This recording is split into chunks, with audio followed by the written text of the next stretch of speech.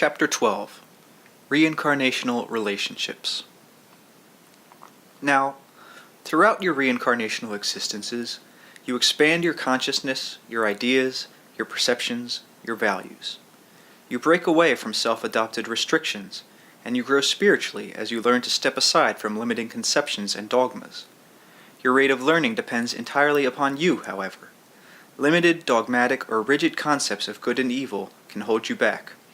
Too narrow ideas of the nature of existence can follow you through several lives if you do not choose to be spiritually and psychically flexible. These rigid ideas can indeed act as leashes, so that you are forced to circle like a tied puppy dog about a very small radius. In such cases, through perhaps a group of existences, you will find yourself battling against ideas of good and evil, running about in a circle of confusion, doubt, and anxiety. Your friends and acquaintances will be concerned with the same problems, for you will draw to yourself those with the same concerns. I am telling you again, therefore, that many of your ideas of good and evil are highly distortive, and shadow all understanding you have of the nature of reality. If you form a guilt in your mind, then it is a reality for you, and you must work it out. But many of you form guilts for which there is no adequate cause, and you saddle yourselves with these guilts without reason. In your dimension of activity, there appears to be a wild assortment of evils. Let me tell you that he who hates an evil merely creates another one. Now, from within your point of reference, it is often difficult for you to perceive that all events work toward creativity, or to trust in the spontaneous creativity of your own natures. Within your system, to kill is obviously a moral crime, but to kill another in punishment only compounds the original error. Someone very well known who established a church, if you will a civilization, once said, "Turn the other cheek if you are attacked." The original meaning of that remark, however, should be understood. You should turn the other cheek because you realize that basically the attacker only attacks himself. Then you are free, and the reaction is a good one. If you turn the other cheek without this understanding, however, you feel resentful, or if you turn the other cheek out of a feeling of pseudo-moral superiority, then the reaction is far from adequate. Now all of this can be applied to your relationships in your reincarnational existences, and of course it is also highly pertinent to your current daily experience. If you hate another person, the hate may bind you to him through as many lives as you allow the hate to consume you. You draw to yourself in this existence and in all others those qualities upon which you concentrate your attention. If you vividly concern yourself with the injustices you feel have been done to you, then you attract more such experience, and if this goes on, then it will be mirrored in your next existence. It is true that in between lives there is a quote-unquote time for understanding and contemplation. Those who do not take advantage of such opportunities in this life often do not do so when it is over. Consciousness will expand. It will create. It will turn itself inside out to do so. There is nothing outside of yourself that will force you to understand these issues or face them. It is useless then to say, "When this life is over, I will look back upon my experience and mend my ways." This is like a young man saying, "When I grow old and retire, I will use all those abilities that I am not now developing." You are setting the stage for your next life now. The thoughts you think today will in one way or another become the fabric of your next existence. There are no magic words that will make you wise, that will fill you with understanding and compassion, that will expand your consciousness. Your thoughts and everyday experience contain the answers. Any successes in this life, any abilities, have been worked out through past experience. They are yours by right. You worked to develop them. If you look about you at your relatives, friends, acquaintances, and business associates, you will also see what kind of person you are, for you are drawn to them as they are drawn to you, through very basic inner similarities. If you examine your thoughts for 5 minutes at various times during the day, for several times a month, you will indeed receive a correct impression of the kind of life you have so far arranged for yourself in the next existence. If you are not pleased with what you discover, then you better begin changing the nature of your thoughts and feelings. As you will see later in this book, you can do so. There is no rule saying that in each life you must meet again those whom you have known before, and yet through the nature of attraction, that is often the case. You may be born into your present family for many reasons. You may find after death a much stronger relationship emotionally with a personality from a past life. If you are married, for example, and have no true rapport with your mate, you may instead find a past wife or husband waiting for you. Oftentimes, members of various groups military groups, church groups, hunting groups, will in another life form family relationships in which they will then work out old problems in new ways. Families must be considered as gestalts of psychic activity. They have a subjective identity of which no particular member of the group may be aware. Families have subconscious purposes, though the individual members of the family may pursue these goals without conscious awareness. Such groups are set up ahead of time, so to speak, in between physical existences. Oftentimes, 4 or 5 individuals will set themselves a given challenge and assign to the various members different parts to play. Then, in a physical existence, the roles will be worked out. The inner self is always aware of the hidden mechanisms of these family gestalts. Those who have been closely bound through emotional ties often prefer to remain in closely tied or loosely tied physical relationships that continue through many lifetimes. New relationships are always encouraged, however, for you can have ingrown reincarnational quote-unquote families. Many of these form physical organizations that are actually manifestations of inner groupings. I spoke earlier of rigid concepts of right and wrong. There is only one way to avoid this problem.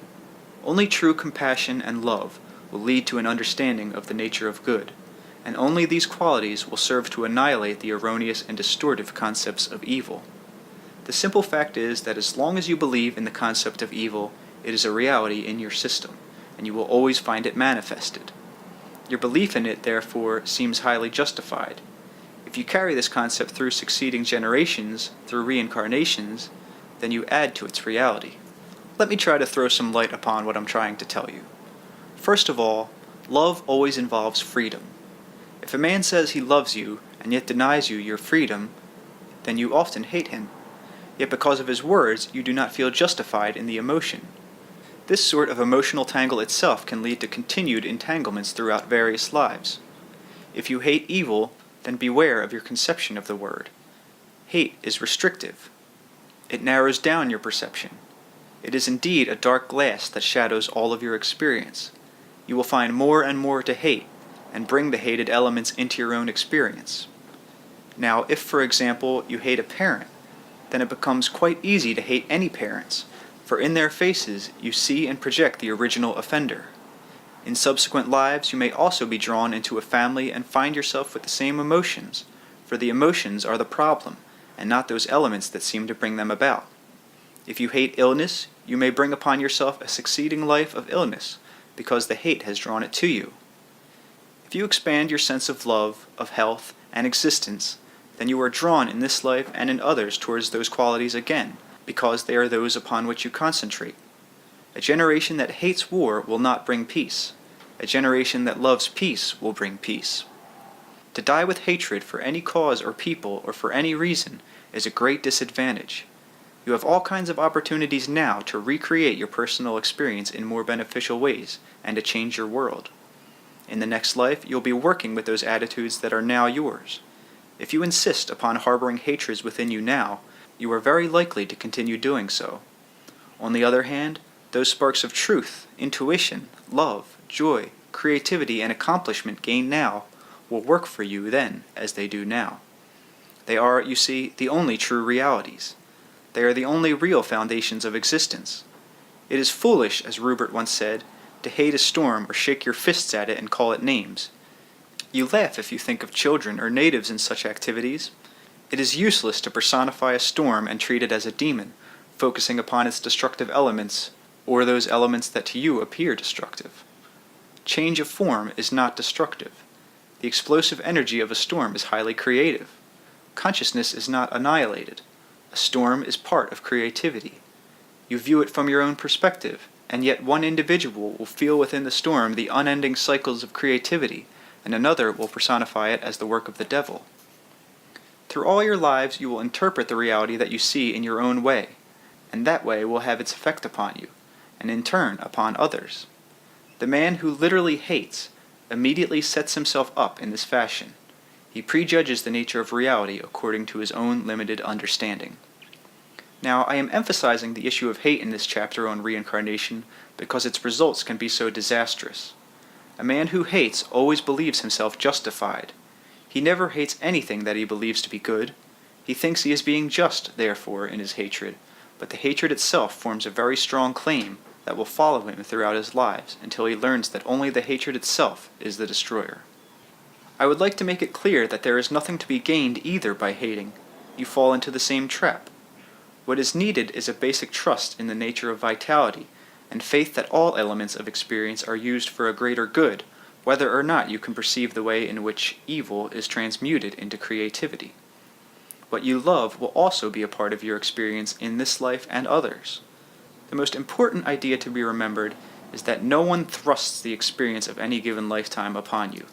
It is formed faithfully according to your own emotions and beliefs. The great power and energy of love and creativity is apparent in the mere fact of your existence. This is the truth so often forgotten, that the combination of consciousness and existence continues and absorbs those elements that seem to you so destructive. Hate is powerful if you believe in it, and yet though you hate life, you will continue to exist. You have made appointments, each of you, that you have forgotten. They were signed, so to speak, before you were born in this existence. In many cases, the friends that you make were close to you long before you met them in this present life. This does not mean that everyone in your present acquaintanceship has been known to you, and it certainly does not imply a boring record played over and over again, for each encounter is a new one in its own way. Remembering what I said about families, realize also that towns and villages may also be composed of the past inhabitants of other such towns and villages, transposed into new experiences and backgrounds, as the group tries different experiments.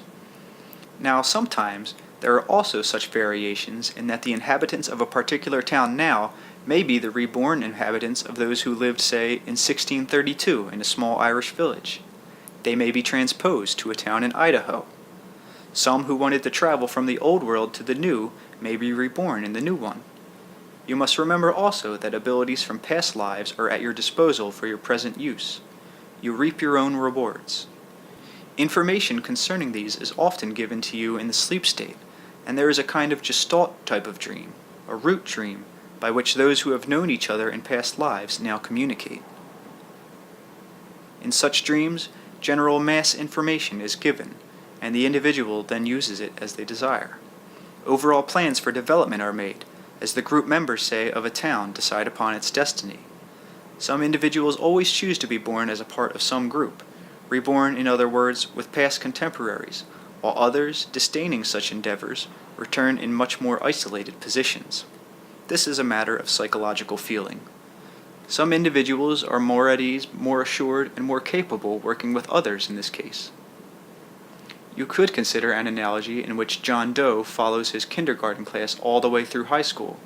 In a reincarnational situation, he would always choose to return with associates. Others, however, would rather skip from school to school, appearing alone, relatively speaking, with greater freedom, more challenge, but without the comforting framework of security chosen by the others. In each case, the individual is the judge, not only of each succeeding life, its time, environment, and historical date, but also of its overall character and methods of accomplishment. There are as many different ways to reincarnate, therefore, as there are inner selves, and each inner self will choose its own characteristic methods.